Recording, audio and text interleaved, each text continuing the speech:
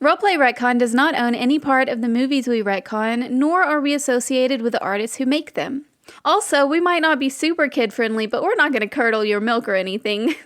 The soundtrack for this episode is from the 1995 official video game adaptation of Waterworld by composer Dean Evans. You can find this soundtrack and other game soundtracks that Dean has done on his YouTube channel.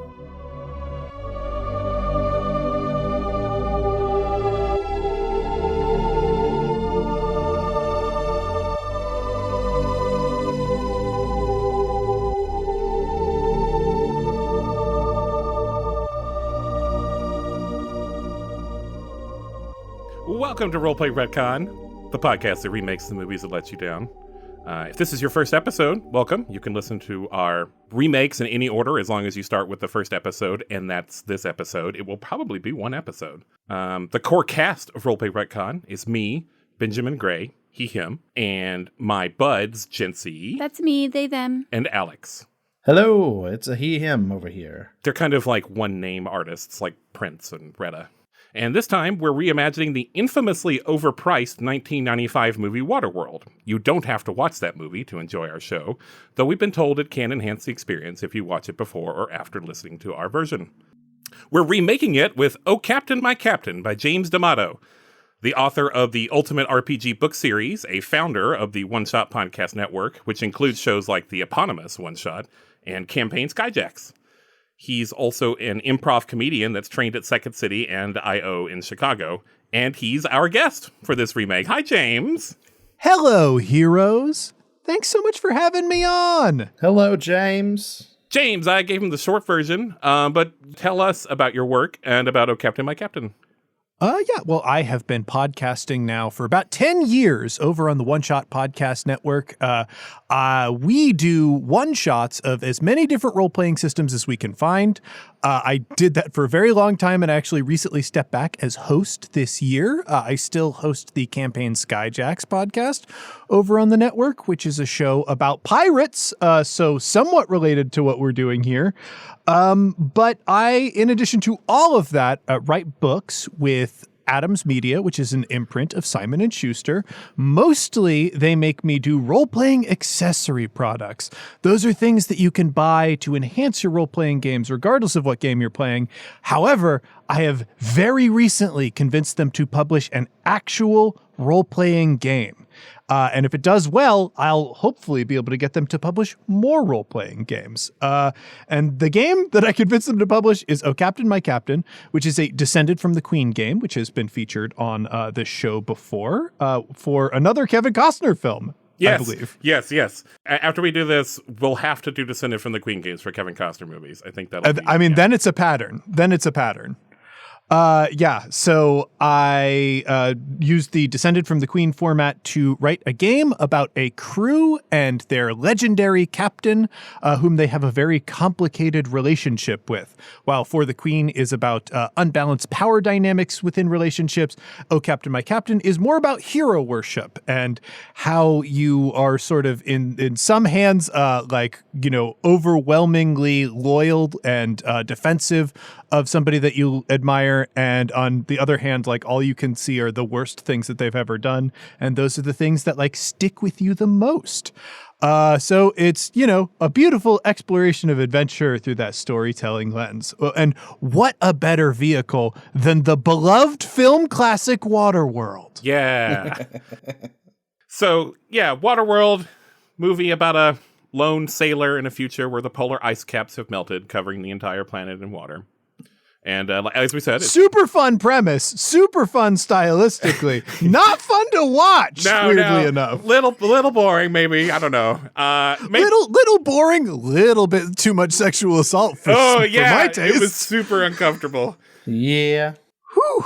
It also cost $175 million, which was a crazy amount of money 30 years ago. And of which Kevin Costner put up like 20% or something. Yeah, he really believed in Dang. it. It was the most expensive movie ever made at the time, and didn't even come close to making its money back at the box office, though it has since, thanks to DVD sales and some pretty good theme park shows that are still going today. Wow, really? Jinsey and I saw the Japanese one last year, and it was pretty good, wasn't it, Jinsey? Yeah, it was. The USJ has the Waterworld event, and whoa, it's so cool. So much cooler than the movie. I mean, that's not what I meant to say. Yeah, fun fact, none of them have ever closed. I believe there's one in California. There's one in America somewhere, and it's still going. I love it when a baffling flop of a film has a live show that accompanies it and just never stops. That's great. So I think the way to fix this one is to maybe push the camera in, focus a bit more on the characters. Who are they? Cost less that way. Since this system really much can only do that, there's no real way to look at the action. I think we'll see what would happen if we saw the Funhouse Mirror version of Waterworld. Weirdly enough, we are still spending $175 million to make this podcast. Excellent. And thank you so much, James, for contributing all of that to us. We appreciate it. It's all my money. It's going to be big. This podcast is going to be huge. You really showing up Kevin Costner, who only put up 20%. I know, right? Look at James. That's why they say I'm 5 times the man that Kevin Costner is. Yeah, I've heard them say that. You've got 5 times the hair. Well, I don't know. He's pretty hairy in Waterworld. I'm lacking it in other places. Most of that's CG, though. CG. Well, I think we're going to let you drive the bus here, James.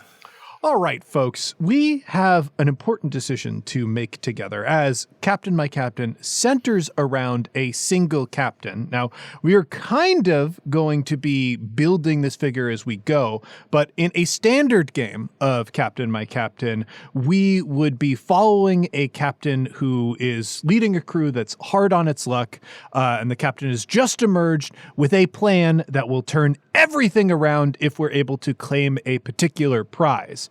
Now, I think for Waterworld, the easiest way to reskin this is go, well, our crew is looking for dry land. Now, It's not a myth. Yeah, it's in this, probably not a myth. Depends on which ending we unlock. So the question that I have beforehand, now we can allow ourselves to just go in totally blind and build the game however we'd like, or we can decide beforehand basically who we want the captain to be. Because if I'm looking at Waterworld, we can either go with Kevin Costner's own Mariner character, who's like kind of a mutant who can breathe underwater and otherwise a weird loner, and choose him to be our captain figure that the game is about. Or we could go with the Deacon, who is the basic Immortant Joe of Waterworld, who owns an oil rig and is searching for dry land because he, I guess, wants to pump more oil? Yeah, I don't know. They're not That great was characters. unclear. Yeah. But are there any strong preferences before we begin? Man, My vote's for the Deacon. Yeah, as I was watching this same. movie, I was like, it's interesting how they portray his crew as being very loyal to him. Yeah. And, so I think he's actually a more interesting choice. I would love to play jet ski pirates. You just want free cigarettes I do want free cigarettes. and Smeat. That's great. I think that is a really interesting way to redo it. So we're just going to assume that whether it is the actual Deacon from the film or a Deacon-like figure, that is who we are surrounding. The other thing before we get the game going, we normally have an X card in most Descended from the Queen games, and of course Captain My Captain as well, but we are not physically together as we record this, so if X card issues come up, we'll just say X and use the card as normal, and I will leave it into the editing hands over at Roleplay Retcon, whether or not those are things that are cut out of the show or not. Normally I show off X cards on air, but it's also, I don't like to expose people's triggers, so that is up to y'all. One thing I like about For the Queen and Descended from the Queen games, though, is that the X card is used for things that aren't just safety. That Yes. it's used for everything. So, I think that will make a big difference in what we edit out and what we don't. Yeah. Huge difference. Yeah. The tone that I advise for the X card in pretty much every game I play, it is not whether or not the content is threatening to you. It's whether or not you're interested in it. And you just might not be feeling something on a particular day. We want a light trigger finger for the X card because that means when it is important, everybody will be used to and comfortable with using it. Now then, the next question that I have is, do we want to read the rules, which would normally be done in turn, but because we are not in person, would just involve me reading the rules out loud to everybody to refresh our heads on how Descended from the Queen games work? Yeah, we don't want to assume anyone's listened to the other episodes. That'd be great. If this is anyone's first time playing, read these rules aloud, taking turns in clockwise order. Obviously impossible. The player to the left of the speaker always draws and reads the next card. After you've read the rules cards, proceed to read the story card deck aloud, taking turns clockwise. That's something that we will also be skipping because the story card sets up a completely different premise. I'll just improvise our introductory story for this. We separate the question cards, ending cards, captain cards, and X card and place them within easy reach of everyone playing the game. Again, impossible. We're doing great. Then determine the desired number of question cards for the number of players and length of game you'd like to play. Count out a stack of that many cards and put the decision card at the bottom of the stack. Place this stack on top of the rest of the question deck, making sure all question cards are face down. This way, you won't be able to anticipate the exact ending time of the game or read any questions ahead of time. On your turn, draw a card from the top of the question deck, read your question aloud, and answer it with as much detail as you like. Some answers will be simple, while others will inspire a lengthy narration. The details you highlight in your answers establish the truths about your character, the captain, your relationship, and the world around you. Some will even establish relationships between your character and others on the crew. Once you finish your answer, the other players are encouraged to ask follow-up questions to expand on the details of your answer. They can ask leading questions, but the truth regarding your character is always under your control. Once finished, put your used card in a discard pile before the next player draws a question card to continue. If you encounter a question that doesn't fit your character or that you would rather see one of the other players answer, you may hand the card off to someone else and say, "I'd like to see you answer this instead." That player can also elect to pass the question on, and if no one at the table is interested in answering the question, you may simply discard it and draw a replacement from the bottom of the question card deck.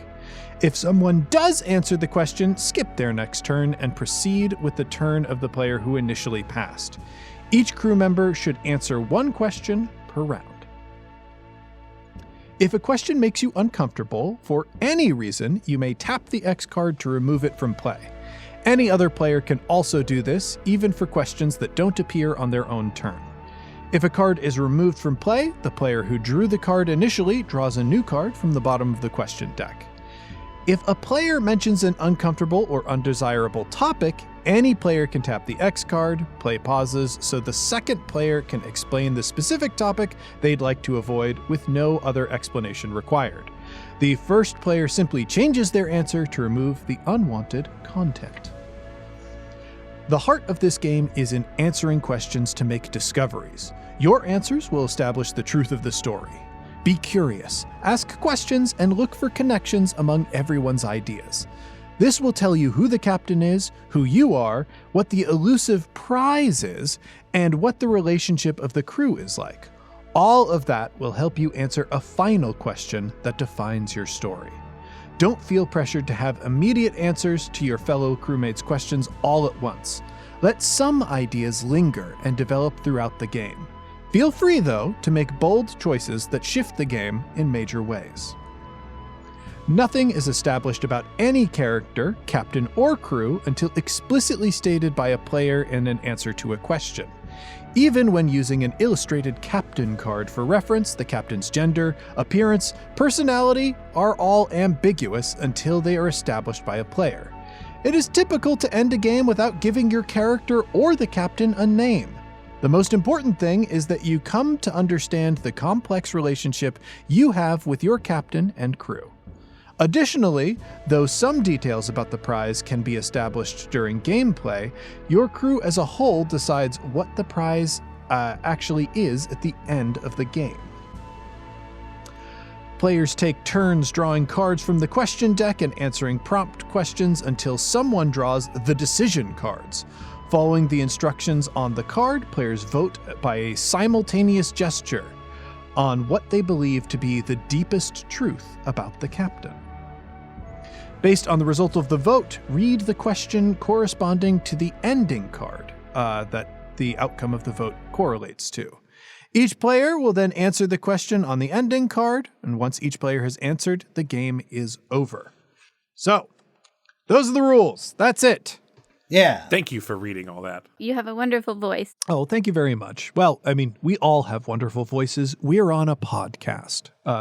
Therefore, our voices are wonderful. They must be. Otherwise, why would we do this? That's how you know that you do, is because we're such connoisseurs of wonderful voices. If you had a nice voice, you would be on a podcast. So every vocalist who does not appear on a podcast, I don't know why people listen to their music. Yeah, it's weird.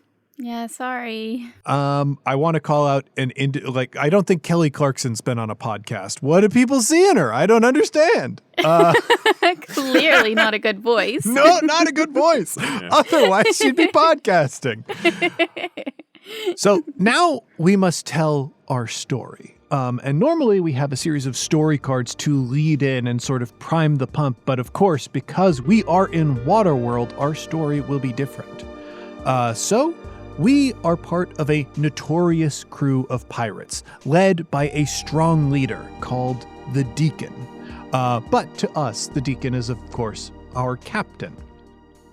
We have, for many, many years, ruled the seas using gas-powered vehicles that were able to fuel thanks to us being on an oil tanker.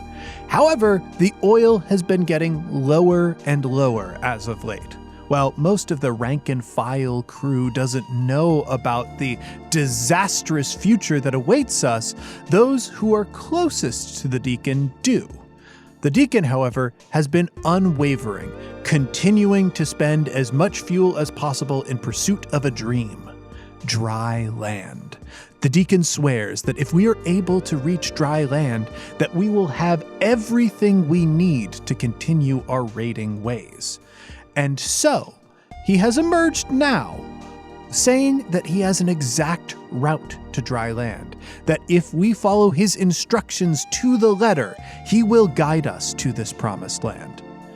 But part of this journey requires a smaller landing party to venture out and find necessary things for him to chart the final course. This will call for a smaller number of the crew to be at his side to find these necessary elements to find, finally, dry land. And we have all been chosen for this party because, at this point, the Deacon knows that we believe in him. So, that is the beginning of our story, and now we can move on to question cards. I have to ask, who would like to go first? Because it's not going to be me. I've just been talking a lot. Ben. We vote Ben. Yeah, we vote Ben. Oh, okay. They voted for me. It's Ben. It's Ben. It's me. Hi. All right, Ben. I am shuffling here, and your question is, what moment in your history with the captain do you constantly replay in your mind? How would you do things differently now? He gave me my first beer. Okay. Yeah. And I think it was like I wasn't ready for that because, you know, when you're at sea, a lot of what you eat is and drink is you hope the cleanest water you can get, maybe some like rations, but like if you're lucky to get a fresh plant every once in a while. So he actually like he brewed this himself. He got a hold of some hops. And he actually made some beer, and it wasn't good. Guys, it wasn't good beer. It was bad beer. and I didn't I mean, like it. even if it is good beer, it is your first beer. My first beer, and I don't probably not going to taste great. Don't have a sharp palate, and I don't think I was cool. I think I wasn't. I wanted to be more cool and have a beer with my captain, and I think I got it down, but I probably looked like I was having trouble getting it down, and I think I don't know if my captain showed any kind of understanding that, or I don't think he seemed judgmental or anything, but I wish I had been cooler in front of my captain with my first beer in that very important moment. So did you cough or sputter on it? Is that it? Yeah, maybe we'll do that. And I tried to play it off as oh, that's good stuff. Great. Did you at any point go, ew, this is icky, dirty water? I hate to know period you hear, Alex, but no, I am Wow. cooler. I am cooler Wow. than that. I don't know about that. So the question that I have, obviously, if the captain went through all of the trouble to procure the necessary ingredients for brewing beer, then went through the time to, make the malt and actually brew the beer, I can't imagine there's an enormous amount of it. I have to think that this was a special thing that he was sharing amongst almost an inner circle. But you, having this being your first beer, that implies to me that you're pretty young. So my question is, what did you do to earn the privilege to have the captain want to share this rare delicacy with you? Yes, so I also agree. I think in the moment I decided I'm 12 or something. Ooh, Wow. Right now 12, or you were 12 when you were trying the beer? I'm probably not much older then. I'm probably 13-ish maybe. Whoa. Yeah, I think okay. I want to be a kid. I think I want to be a kid. So then you probably did go, ew, yucky, icky, gross. I think just me being the youngest person on board. I don't know. I guess he recruited me at some point, so I must have had some gumption that he liked. I must have stolen something, tried to steal something from him, and instead of stabbing me, he recruited me. And Okay. maybe he's impressed. Maybe he's impressed with me, and he for some reason wanted me to have my first beer. There's no laws in Waterworld, I guess. Yeah, no, I definitely not. If anything, I have learned from watching that film is there are very few laws in place. I do not condone underage drinking, by the way.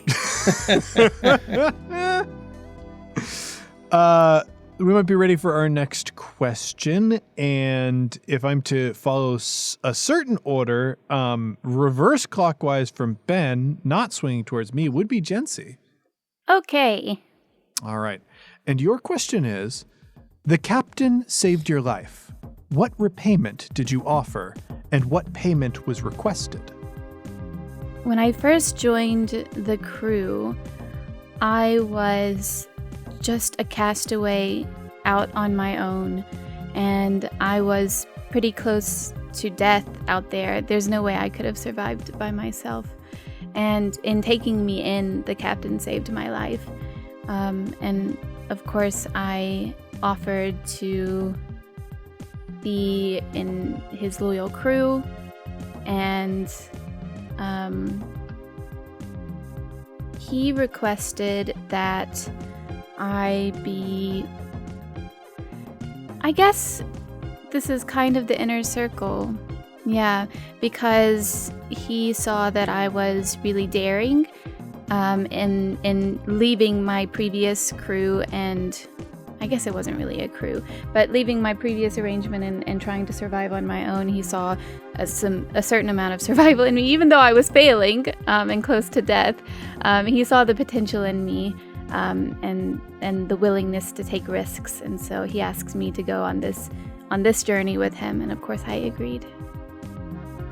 Ooh, that's cool. Was the situation that you left behind life-threatening to you, or did you just feel like this place is not for me and I would rather risk death than continue to be here? I want to say it was not life-threatening in the sense that I wasn't in immediate physical danger, but it was definitely just not for me. It was not a place that I fit, and I was only surviving. I was not thriving, and I was not a valued member of the crew. And so, yes, I would rather risk death and be on my own than to stay there anymore. All right. If there are no follow-ups from that, we'll move on to Alex. Hi-ho. Alex, what singular talent makes the captain most attractive? The captain has an exquisite singing voice. Oh, I like this. The captain is so good at singing, he can do it without accompanying music. He's an acapellicist. Wow. Well, in this world, it would be known as an acapellican. Acapella. An acapelago. That's right. Acapelago. That's how you say. What's his favorite song to sing? His favorite song to sing is Backstreet's Back. We have like no context for the lyrics. It's like all design. He found it on an old tape deck that washed up on his boat. Wow. Or a CD, perhaps? No, it was a tape deck. All right. I have just started looking up musicals that Dennis Hopper could have been in, and I am severely disappointed. What does he ever let anyone else sing with him? Oh, all the time. Okay. All the time. It's a very singing ship. Okay, well, now I have the question, is our ship like kind of a musical vibe? Are we a little bit Pirates of Penzance? I think it's coming up. I think that's what's happening. I think it's what's happening here is there was a movie, and then 20 years later, now we're making the musical version of that movie, with Mean Girls and whatnot. So that's what's happening here. I think that's what's happening. But we've shifted focus where Deacon is now kind of the protagonist, the tragic protagonist, and the Mariner is kind of a villain for us. Sure. Where'd all this water come from? Where'd all this water get here? How did the water get in this water? Dry land is not a myth. Oh man, I would love to know how the stage production of it goes about the jet skis. Is it just a theater with like a huge tub in it? Or are people like holding like fake jet skis? I imagine that they have that kind of like water background where it's just like the wooden cutout of the water. Oh, yeah. And then behind it is a zip track, like a train track that they just like pull the jet skis across really fast. So this is a Julie Taymor bit is what's 100%, happening. 100%. So yeah, people were like, we saw Spider-Man turn off the dark. We saw The Lion King. We want you to take that to Waterworld. Well, that brings a question to me here. And it is, you are considered weak by most people. How has the captain made you feel strong? Well, the world we live in is extraordinarily harsh. You cannot survive as an individual in most circumstances. And those who strike out on their own, either their minds or their bodies break in short order. I have always been someone who has needed a community around me. There are so many times in my life, I think for each finger that I have remaining, I can count a time where I would have died if I was not around other, stronger people. And for most of the places that I lived, I was the lowest value member of the community. I'm not strong enough to go out and fish for the insane mega sharks that exist around the world. I am not really strong enough to go up in the rigging of most sail ships. And a lot of the manual labor that exists in many of these places is also something that I struggle with. However, I do have a mind that works for me. It's something that in most places is underappreciated at best, When a task is put in front of me, I find more efficient ways to do it. I develop better techniques and systems, and I like to study things that wash up from the old world before, from the mythical dry land that existed hundreds of years before our current world. There are so many intricate devices that these people would make, and I look at each one of them as a riddle, something for me to unravel. It was something that passed the time for me, but in most places that I lived, it was not a valuable skill. Until Deacon and his crew raided a place that I used to live. And by some amount of luck, I was able to beg for my life, promise to serve the crew, and I was set once again to doing menial labor that I was not suited to. But it was the Deacon who spied me on some of my downtime, some of the time not spent doing labor, as I was just fiddling with some of the machines on the ship, taking them apart, seeing how they could be put back together. And machines are the beating heart of the Deacon's world. He has built this marvelous collection of things that came from the world before, and he has cared for them. All of the descendants of the Deacon have cared for them up to now. He pulled me aside, and he told me that I did have value, that I could be useful here, that this mind that most people thought of as frivolous, as something that only existed for idle times, could be put to use serving these creations. And so that's what I've done ever since. I work on those machines. And the Deacon has always kept me close, has always spoke highly of me, because I have these skills that were valued nowhere else and by no one else until I met him. I have a question. Go for it. Let's see. Do you only fix the machines, or have you also created or improved any of them? So for my time on duty, I fix machines. That is necessary. It keeps the fleet going. But that fleet is something that whittles down. Being raiders, we do a lot of things that I question the strategic validity of. If you spend 3 jet skis getting a pot of dirt, then I would argue that you've perhaps spent too many jet skis on a task. We come away from certain raids with a lot of detritus, but all of it is valuable. Those bits of scrap are the things that the Deacon allows me to work on in my off hours.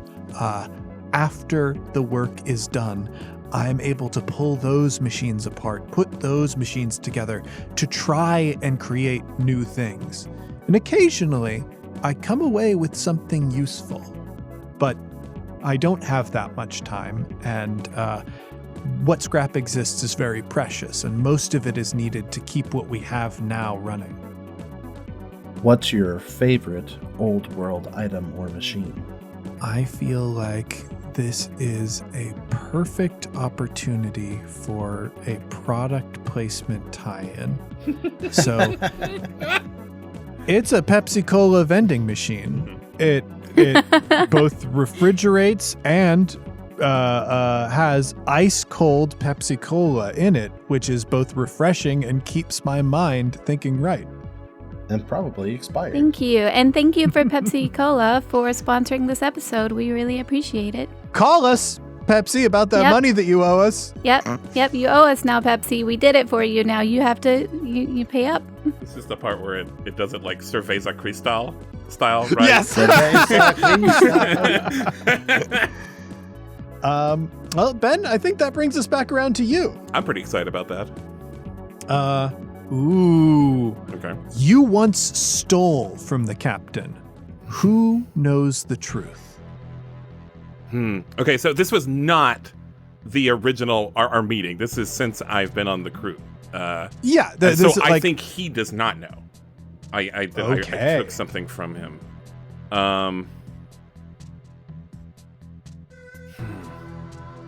Can I say, like, James, that, like, you asked me to do it? That that's he keeps the things he really likes, the little treasures. He's got a a Little Mermaid style, like, gadgets and gizmos aplenty, a little hovel. He's got little shelves with nice warm lighting that he puts things in. Sure, he sings Ariel's Look at This Stuff song all the time. He does. There is a song. We have our own song, it's true. And one of the things he kept, you maybe tried to tell him, or you knew, like, that's like it's some sort of machine that's in, or a part that's in good order, and like it would really help all of us out, and he just like wouldn't give it up or something. And so like I decided to take it upon myself. I either you told me or I just read the situation, and I went and I took it, and like he knew it was missing, of course, but like he just never really found out who was behind it. Never found out it was us. He just raged for a week, you know. Yeah, it's currently buried within like I think a very valuable machine in the fleet, like keeping it running.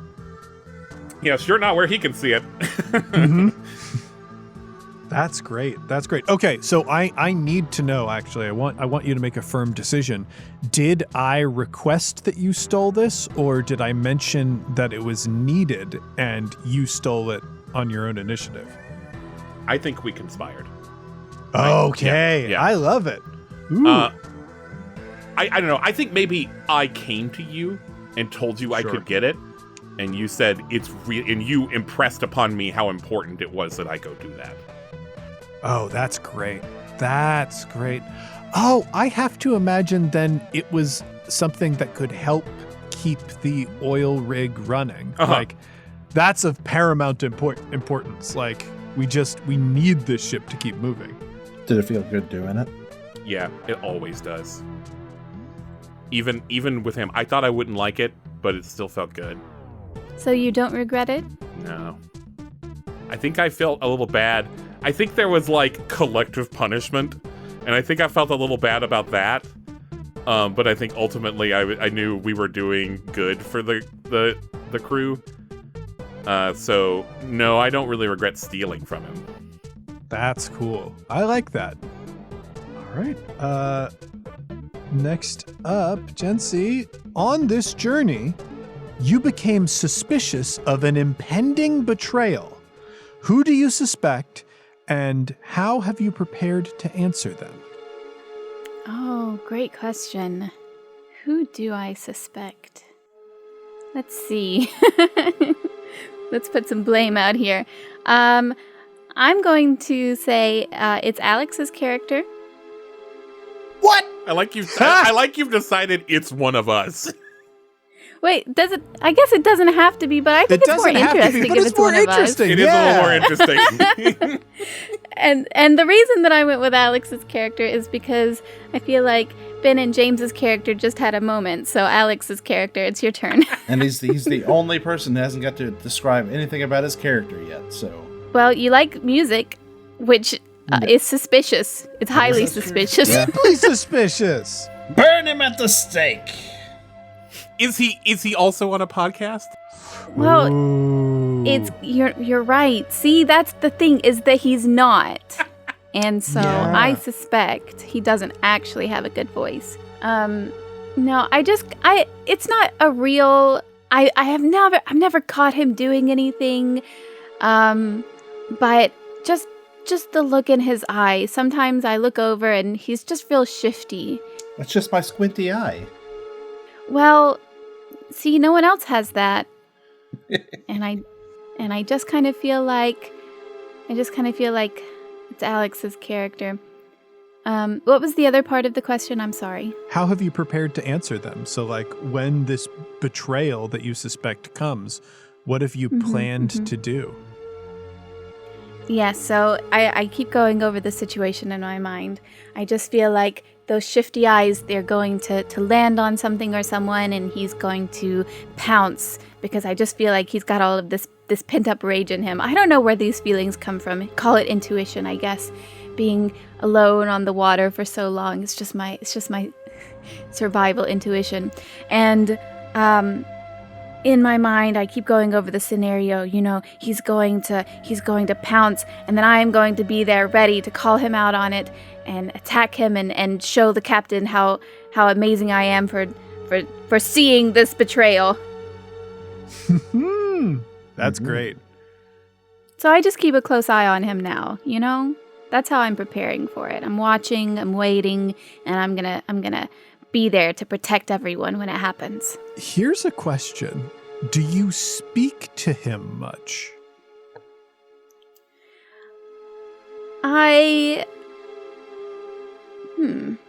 Do I speak to him much? You're like lingering around him, like we're out on this like small crew venture, like departing from the larger ship together, and you have decided that this person is a problem and that you're going to keep an eye on them. So I guess I'm wondering, are you like pretending to be friendly, or are you sort of like a seagull circling, a rotting fish? Yeah, I think at first it was definitely more of the seagull thing, but I think I heard somewhere once something about keeping your enemies close, and I really want to figure out what it is that he's going to do. I want to figure out what's going on with him, so I am trying to talk to him and gain his trust. Maybe he'll tell me. And keep your enemies close is one of the captain's classic songs that he loves to sing. Yeah. That's right. Yeah, he loves it. It's jauntier than you'd think it'd be. Yeah. Keep your enemies close. All right, Jitsi, I have a question. Yes. Who do you think you are? Nice. What gives you the right? Stop. Where do you get off? I think that I am the one who's going to stop you from betraying the whole crew. It being in the inner circle gives me the right, and I don't really know how to answer the last question except just believe me, just trust me, okay? Well, I hope you enjoy the monster you just made. Oh, God. Love that. Absolutely. Sponsored by that. Monster. Yep. Thanks for giving us the money, Monster. You owe us. We'll be sending you our invoice. We'll put it on the tab. I think they might be a dispensary of Coke, so they might be a direct opposition We booked to both. our other sponsor. We booked both. Pepsi-Cola and Coca-Cola. Like, we both booked ads from them. Yeah. Yeah. And whoever gives us the most money gets to stay in the episode, and the other one we're going to cut you. Mm-hmm. Put your Not from bids the in episode. now. We're just going to cut you. Just going to cut you from our lives. Yeah. You better pay up, Coca. We're coming to Atlanta. Stop by the aquarium. Then we're coming for you. We're coming for you. Great. Alex. Give it to me.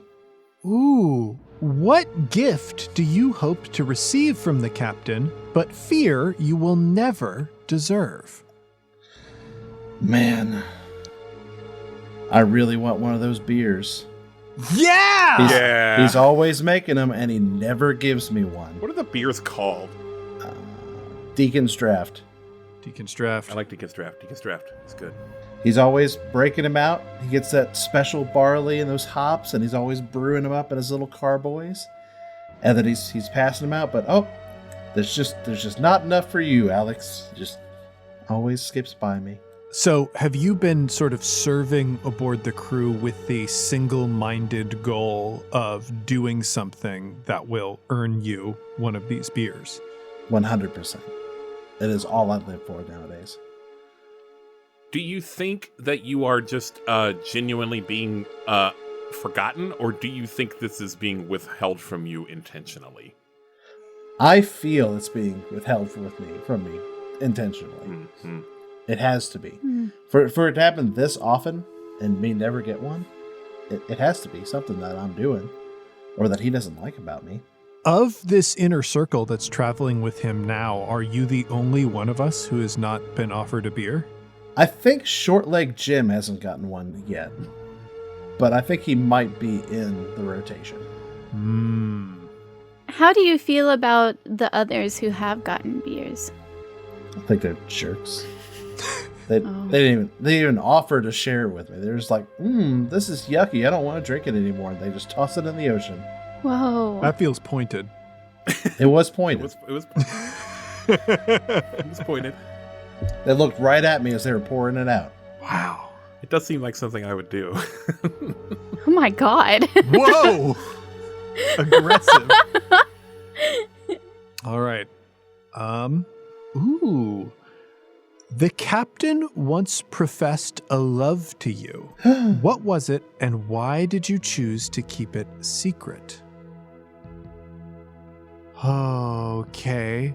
So, our crew, we're notorious raiders. We survive by taking resources from communities around us, skimming a little bit off the top every time so that we can keep the massive machine that is our fleet going.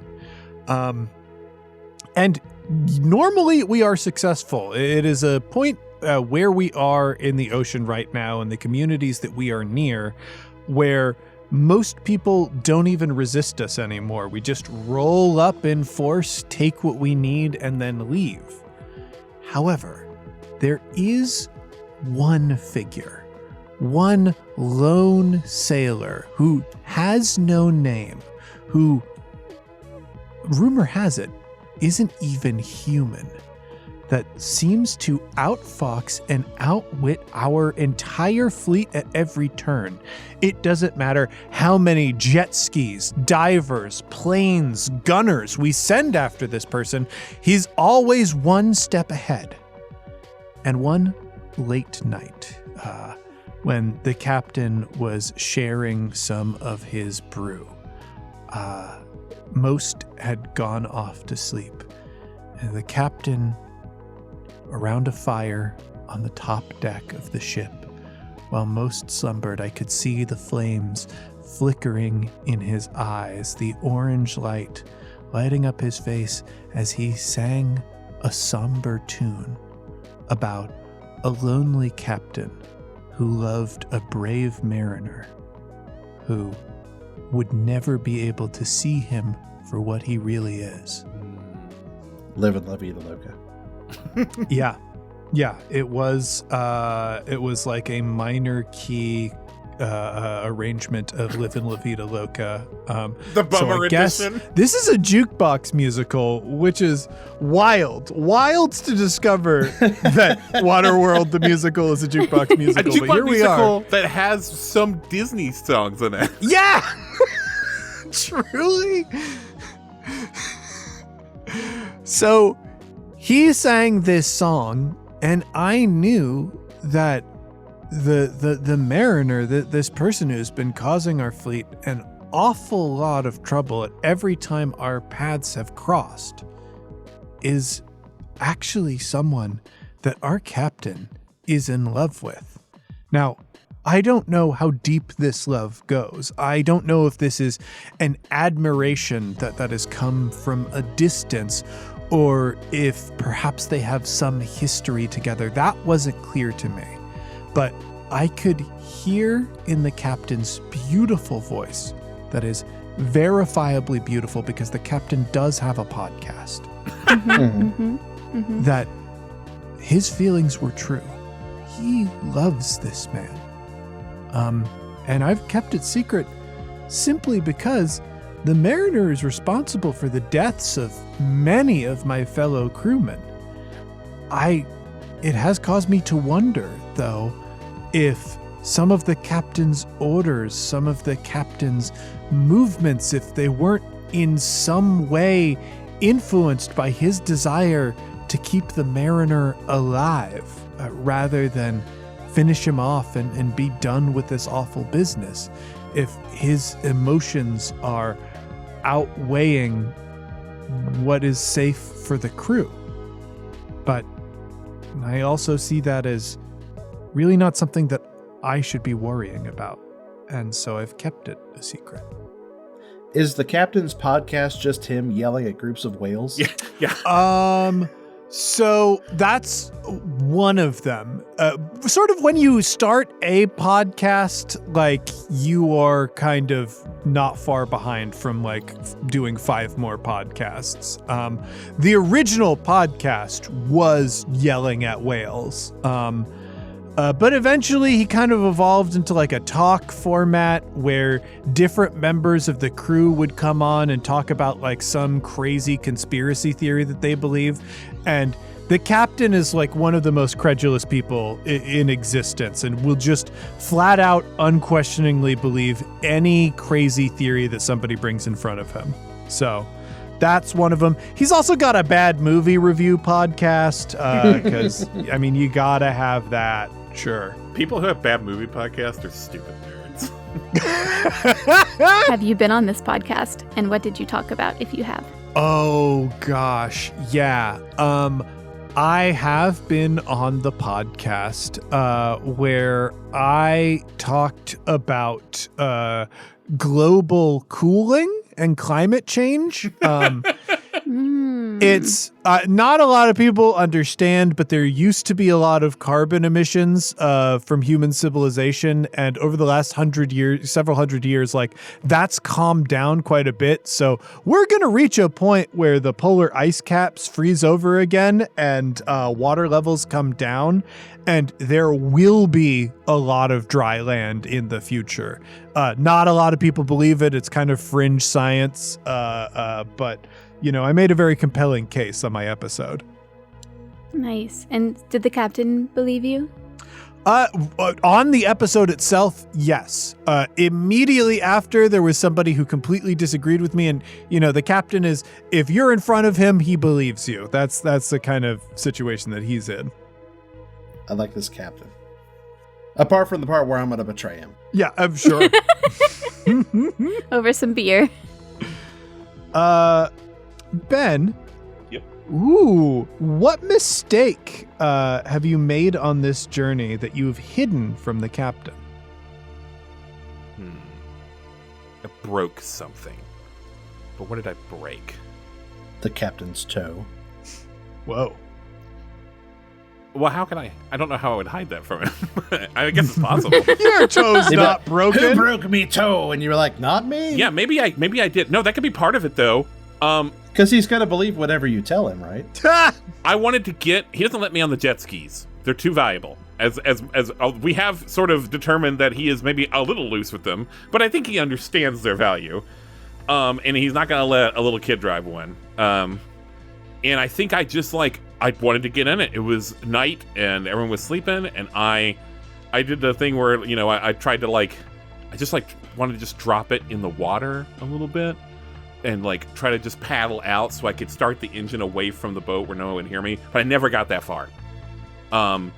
Like whatever mechanism they use, whatever crane mechanism they use to like deliver the things out into the water, like I didn't know how to use that. And I caused some like Rube Goldbergian failure to injure the captain. But it was so chaotic that no one could ever actually trace it back to me. They just thought it was an accident. And I think that's how. I think he lost an eye. Oh, okay. I think he's got an eye patch. I think it's my fault. Oh, wow. And a toe. He broke his toe too. Sure. Yes, sure. And Alex. Well, you broke his toe and you caused him to lose an eye. Mm-hmm, mm-hmm. Now, it did make him 10% more menacing. So, sure. You're welcome. But I can't. It's not so much that I'm worried that I'll be punished. Like, I've been punished. Whatever. I cannot bear him knowing it was me. Wow. Yeah, so it's really not the threat of punishment that's driving it. It's the shame of failure. A failure in front of him. He's not angry. He's just disappointed in you. And I think he's killed folks for failing him, but I don't think he'd ever do that to me. But like, I don't know what would happen to our, what I consider very special relationship. I got to have a beer with him, and I am terrified of jeopardizing that. People just think it was an accident. They don't blame anyone else for this. I mean, we're on a cluds together thing. Even as good as our crew is at keeping things running, we're running on ancient parts here. Sometimes stuff happens like that. That's true. Yeah. Oh, That's true. so they think it was just maybe like a malfunction of the machinery. Just a mechanical malfunction. Yeah. Okay. Then, Jency, the captain treats someone on this journey in a way that fills you with jealousy. Who is it? It's Ben's character. My name is Slimothy Jimothy. Slimothy Jimothy, listen, he's just a kid, right? And I get that.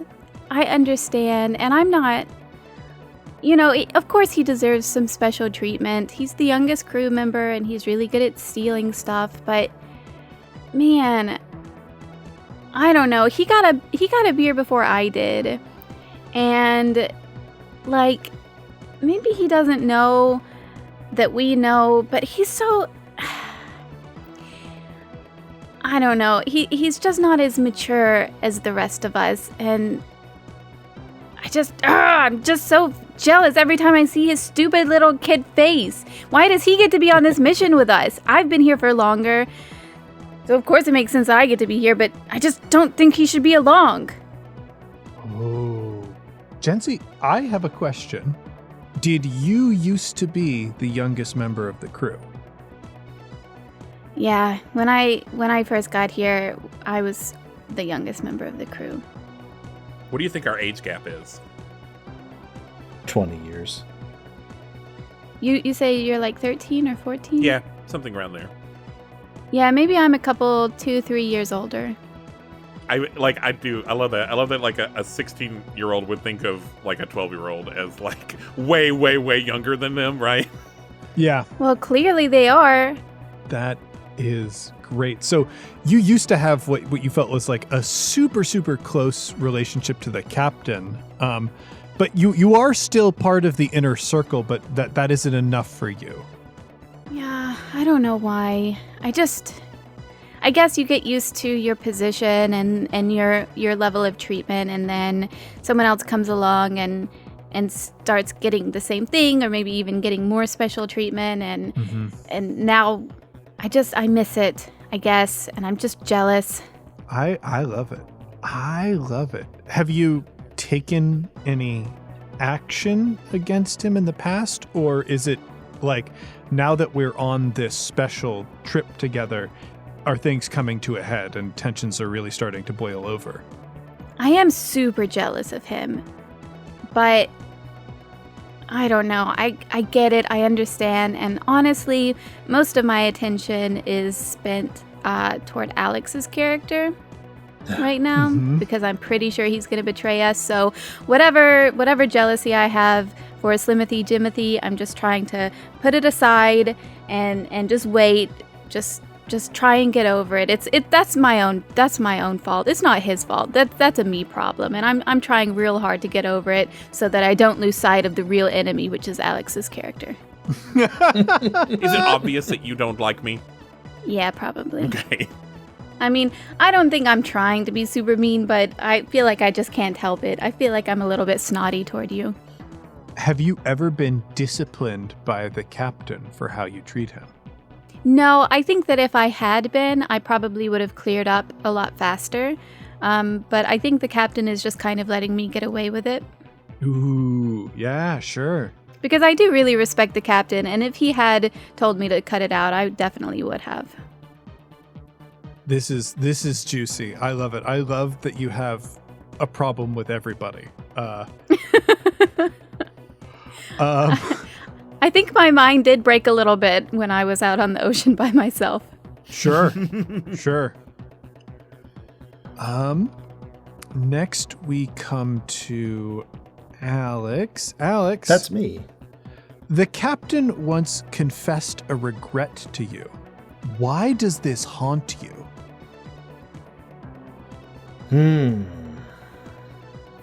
boy. You know what? I would love to hear how you, James, would answer this question. The reason that the captain so staunchly believes in dry land, which, on the boat itself, even though we are ostensibly on this core mission of we're going to find dry land. We're going to find dry land and it will change everybody's fortunes and all of that. The crew isn't completely sold on it. It's almost 50-50 of who believes the captain when he says there's dry land and who doesn't. But it's clear that the captain is passionate about this. On his podcast, when dry land deniers come on the podcast, it's the one instance where the captain refuses to give any ground. He firmly states, and has always stated, that dry land is real. And he told me one night, I think we were on the journey itself, and it's a late watch where most everybody has gone to sleep. Technically, it's my turn to watch. The captain should even be asleep right now, but he is like one of those towering figures who, it feels like he never sleeps. It feels like he never needs to eat like the rest of us. He's just completely built differently. So we're on this watch together. And I am looking to the horizon for signs that the captain is trying to convey to me. And I ask him how he knows, because he seems so certain. He is willing to bet everything, willing to commit the very last of our resources towards this mission of finding dry land. And he told me that many, many years ago, he was on a smaller ship. As people were raiding, he was away from the boat, and a storm had blown him off course. He hadn't eaten in days. There was barely any fresh water. He was shivering on this small craft. And he was navigating his way back to the ship, and he knew that it would take like the last of what meager resources he had to get back to the ship. But as he was floating, as he was moving back towards the ship, he saw in the distance what he described as a lump upon the ocean, a dark silhouette against the sky, unlike anything he had ever seen before in his life. And he had the opportunity then to shift his course, move towards what he saw, and investigate it before making his way back to the tanker. But at the time, he was a different man. He had different priorities. He felt that his mission was to be around his crew, get back to the ship, that all leads could be investigated at later times. But now we're in the future. Now our only hope is dry land. And he didn't investigate the best lead he had. He was so disoriented from being dehydrated, from hungering the many days that it took to return to the ship. There's no way he could get himself to navigate back to the space that he was. So the regret is not taking what he feels like could have been his only chance to find dry land when he could, to not risk everything for the greatest prize, which is why now he feels it's even more important to take everything we have and bet it all on this. Do you feel like you know the captain pretty well? Would you say that you know the captain better than the other crew members? You know what?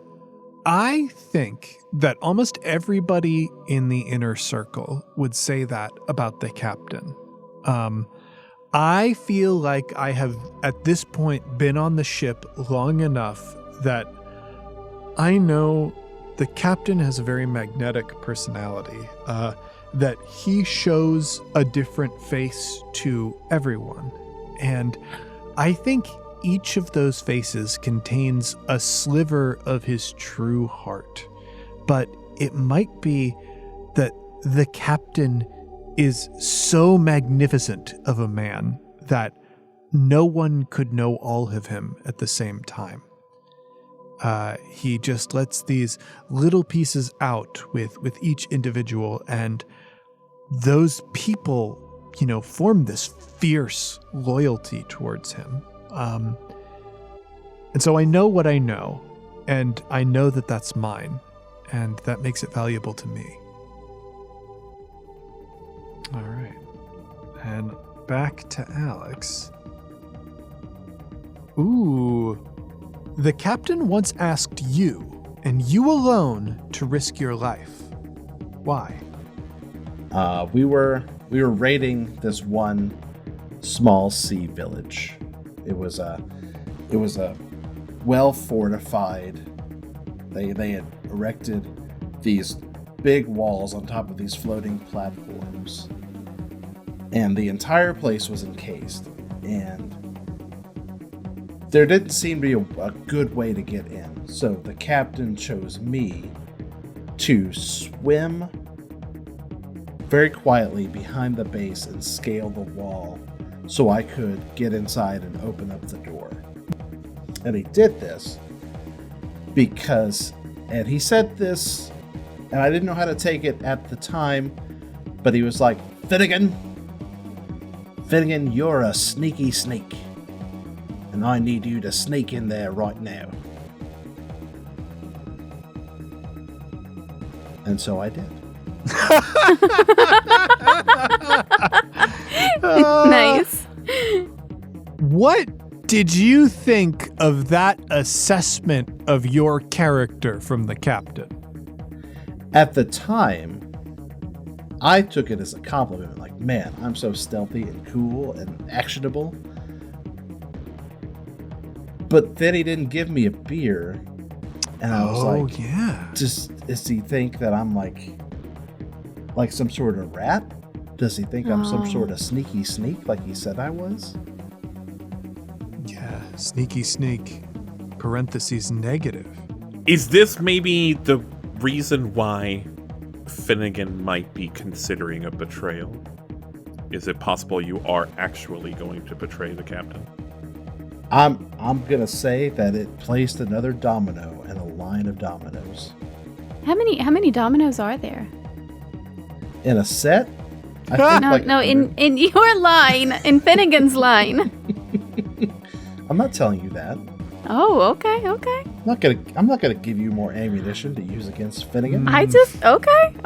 One time Finnegan was hot dogging around on his jet ski, and I was like, "Look out! That's Finnegan's wake." Oh God. And it was incomprehensible. Like, really, really dense experimental stuff. No, it's not for everyone. Finnegan's wake is not for everyone. Folks, we have reached our decision card.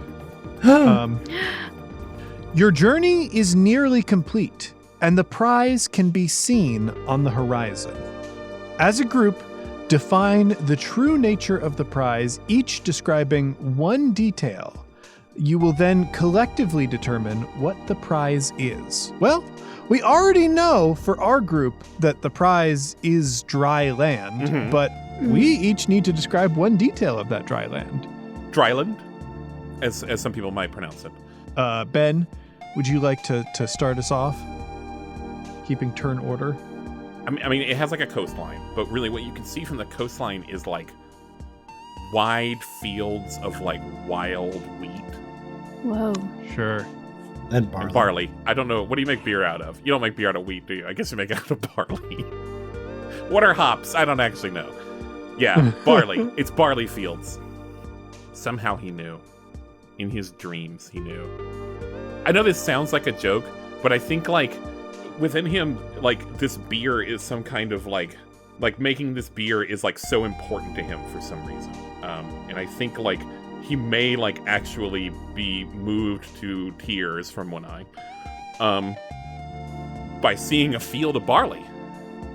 I think it's, to add a detail, I think it's not just barley. I think there's some corn there as well.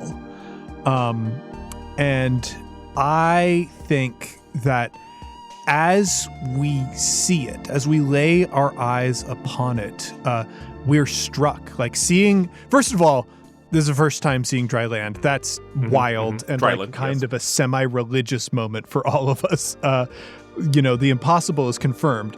But we are seeing the way in which dry land is like the sea, how it waves back and forth in the wind. Mm-hmm.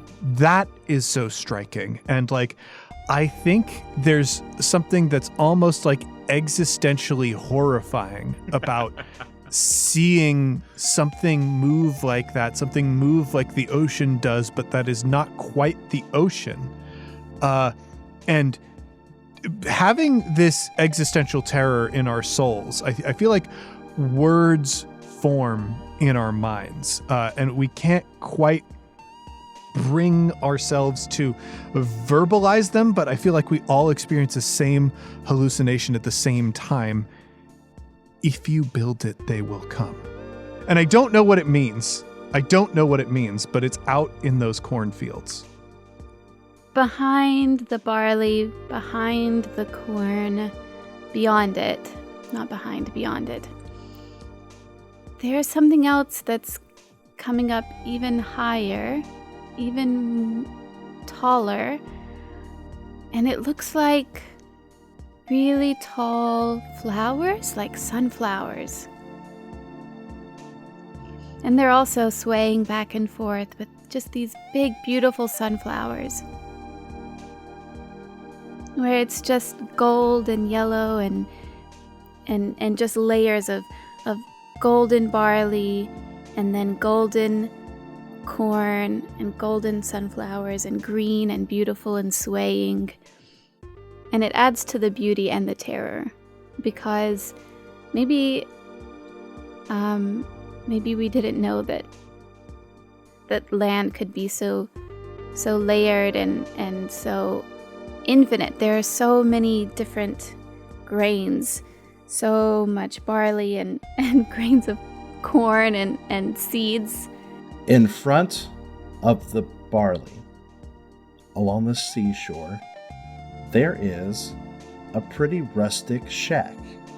Moored in front of that shack on the ocean is a familiar boat. What? And out from inside of that shack walks the shirtless form of the mariner. What? The mariner lives on dry land. How hairy is he? From the back, completely hairless. Oh. Wait. Even the head? Yeah, the back of his head, his shoulders, down all the way to his butt, completely hairless. But the front is like this fuzzy patch. It almost looks like a bush. Sure. Love it. From the base of his neck all the way down. Not CGI'd at all. 100% Practical natural. effects only. Whoa. Practical. Practical effects. There's a katana laid up against the shack. Yeah. It's getting good. Folks, now before we move to claim the prize, we must vote on what we believe is the most important truth that we have learned about the captain.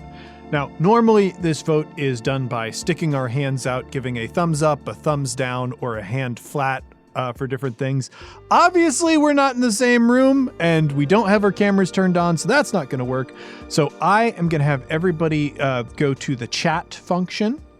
Chat. I need you to type a 1 into the chat if you believe the most important thing you've learned is that the captain is strong or wicked.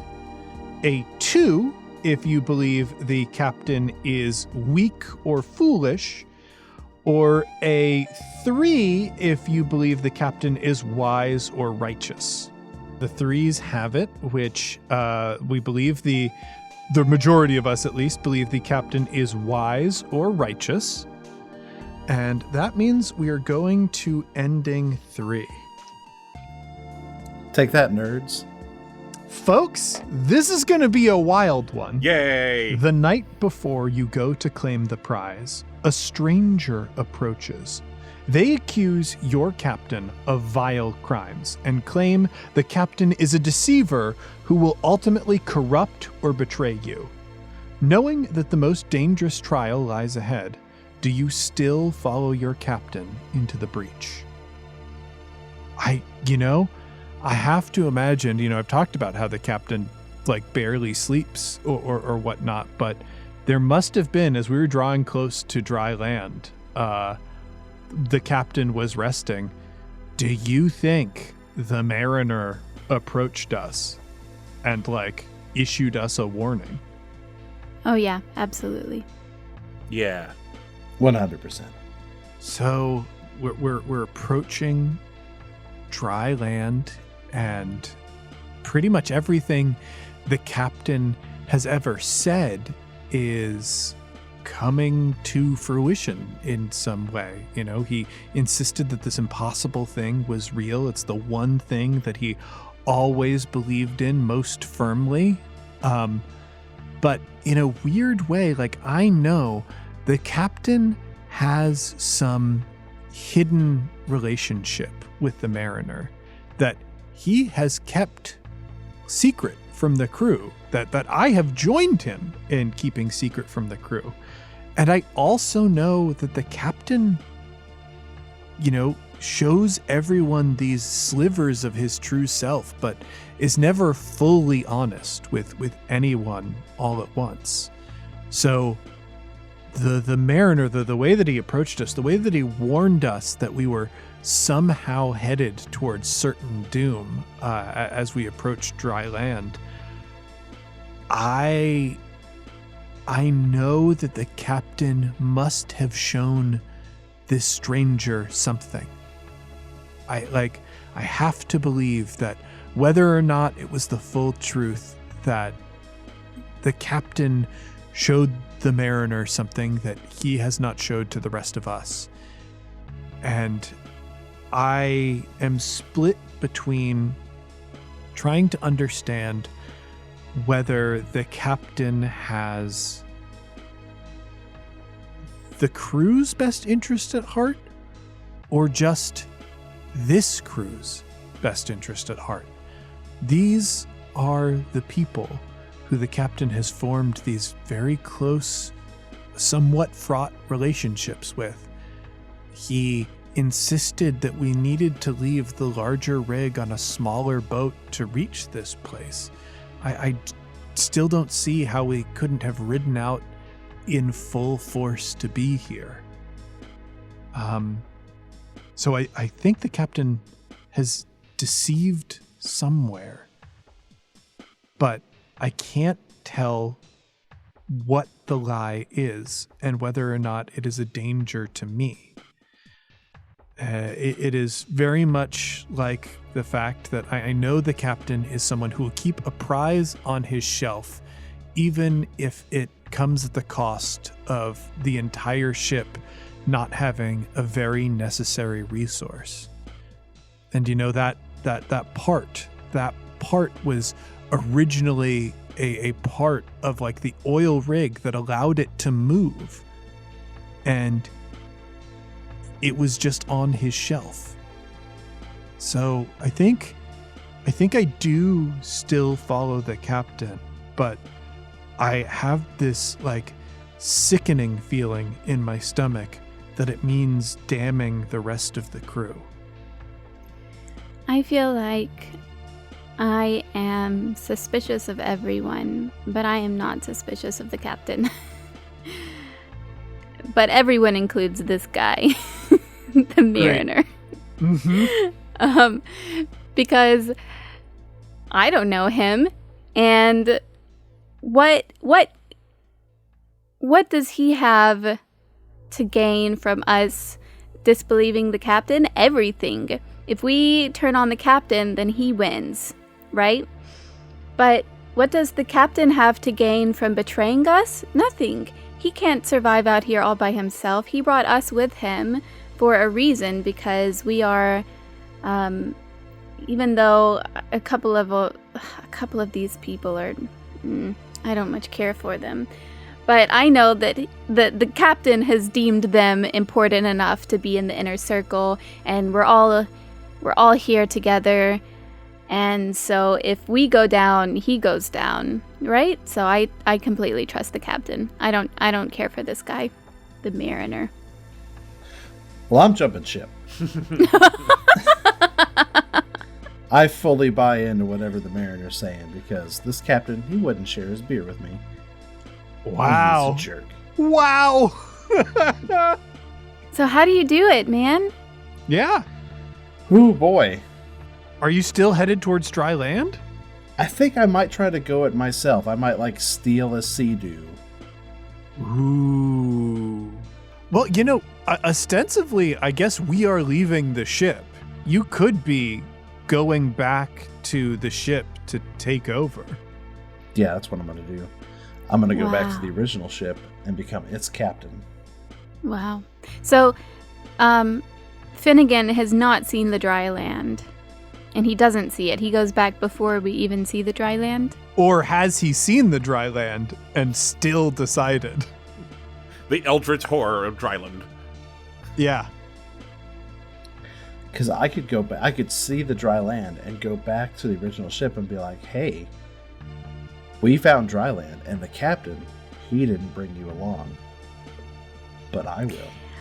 Is this okay? This is the betrayal. My character has been preparing for this betrayal. I'm gonna call him out. Can I do that? We're in the epilogue. This is the part where there are no rules, and, most Descended from the Queen games kind of leave on answering this final question. Because the important thing was our character's journey to see if all of the things that we've learned about the captain would lead to a moment where we followed him even if there was still doubt. So with that answered, whatever happens after that, we negotiate between ourselves. Alex, I think that my character is prepared to take down Finnegan. Are you thinking that Finnegan would tell your character that he was going to betray the whole boat? I am watching very carefully, and this mariner just came and told us that our captain is going to betray us and is wrong, and you are getting ready to leave. I think I would try and stop you. All right, try to stop me. Roll initiative. No. Alex! We don't have an initiative. I think it comes down to, we know that Alex is going to steal a jet ski and ski-doo off towards Finnegan's going to steal a jet Oh, ski. that's right. You named your character. Finnegan is stealing this jet ski, and we know that Jensi's character has been watching this person, anticipating betrayal through the entire journey. So I guess it comes back to when this first got discovered. How have you prepared to answer them? Are you just going to jump on Finnegan? No, I think I'm going to alert everyone. I'm going to say, Finnegan is trying to betray us. Look at him, he's stealing a jet ski. And then, yeah, maybe I'll jump him in the process. I'm going to make a scene about it, though. What strikes me, if your instinct is to warn everyone, then I feel like the most dramatic and interesting conclusion is that he gets away. But we all know of his betrayal. We all know that he stole the jet ski and moved off. I'm curious as to how Ben is going to answer. Here's how Ben's going to answer. I think he doesn't believe the mariner, but that also doesn't really matter to Slimothy Jimothy, because I think I'm incredibly disappointed that we have actually found Dryland and are settling here, and that we're not leaving. I guess I thought that we were gonna like just loot the place and then go, and like we would know where it was. We could I thought we were going to keep it venturing out at sea, which is what I really wanted to do. I didn't want to settle somewhere. I'd already been in civilization. I didn't like civilization. And so I think I have like lost respect for the captain, and I'm in the night I'm going to steal the mariner's boat. Whoa! And set off on my own into the seas. So I think I don't even see this happen. Yeah. Wow. So 2 people leave, everybody else like heads back. I guess the mariner has no choice but to receive us on dry land. And I feel like that is kind of where this film ends, where we're left on kind of a cliffhanger as Finnegan has abandoned us, planning to, seek revenge against the captain, where we're faced with this strange new place full of swaying wheat and cornfields and, well, if I'd bet anything, ghost baseball players.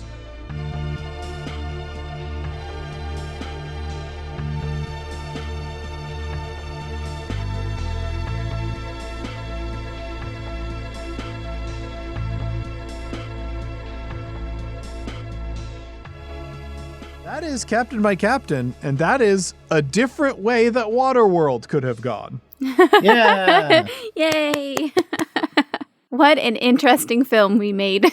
Set up for a sequel for Dirt World or whatever. Yep. Land World. Land World. Now, again, I'm very much here for, tying together the Costner verse and sort of having a merging between Field of Dreams and Waterworld. I feel like these aren't contrary franchises, that the violence and terror that we found in the post-apocalypse might be able to be healed by baseball. Yeah, Field of Wet definitely. Dreams. Field of Wet Dreams. It sells itself. It sells itself, folks. It sells itself. You're right. That's a winner. Winner, chicken dinner. Well, James, thank you for joining us. Oh, thank you so much for having me. This was a delight. Tell everyone one more time about where they can find you, where they can find this game, where they can pre-order this game, most importantly. Certainly. You can find me most places around the internet at One Shot RPG. That's my personal handle. If you want to buy some of the books that I've written, I write for Adams Media, which is an imprint of Simon & Schuster.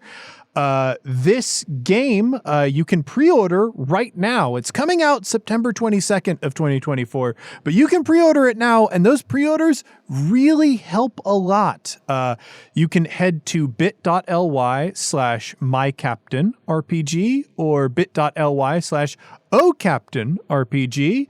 The OCaptainRPG link will pull up a Simon & Schuster page that has links to all online retailers, and the other one will take you directly to the devil himself, Jeff Bezos, and you can buy the game from him.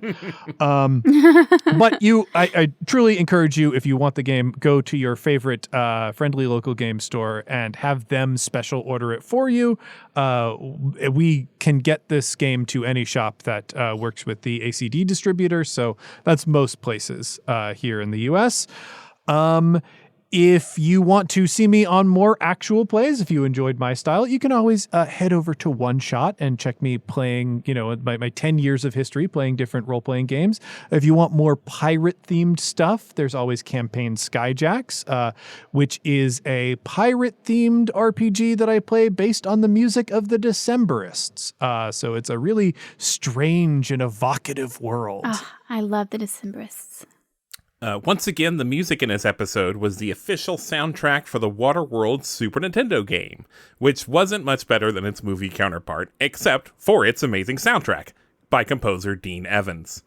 Dean made music mostly for licensed games on the Super Nintendo, like one of the Jurassic Park games, and Lethal Weapon, and the Flintstones live-action movie tie-in game.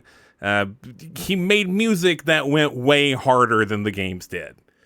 And he hadn't done much composing in a long time, but he just started uploading some new original work to his YouTube channel over the last year or so. So go check that out. Alex, tell them what we're doing next. We're doing the League of Extraordinary Gentlemen. I'm going to update it and make it kind of like a modern day League of Extraordinary Gentlemen, somewhere around the era 2015-ish. So we're going to have modern heroes like Marty McFly and people from that era instead of 1800s people. It's going to be cool. We're going to be having our guests, some buddies of ours from the Flash Fantasy podcast, with Ryan, who's usually their GM, Laurel. Oh, we're also playing Savage Worlds. Everybody say bye. Bye-bye. Bye. Bye. Bye, kisses.